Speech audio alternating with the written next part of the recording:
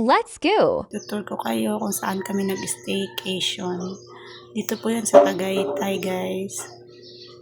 So, birthday po to ng anak ko ang ganap. So, unahin natin yung CR. Yung CR nila, guys, malinis, fresh, maliwalas. Ito talaga yung gusto ko sa CR, maliwalas. May heater din sila kasi syempre, alam natin malamig. So, dito naman tayo sa living area. So, dito kami mag-chill, kwentuhan, bonding. Hi, birthday boy! Pagpasok mo pa lang, ramdam mo na kagad yung cozy at relaxing vibe.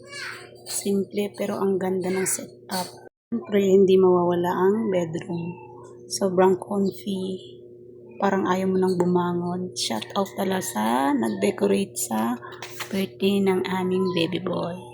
So, ang ganda. Thank you, ma'am, sir. At ito naman yung pinaka-favorite naming view. So, ayan. Perfect spot para mag-relax at mag-enjoy ng moment. Overall, sulit ang staycation na to. Simple pero masaya. Thanks for watching.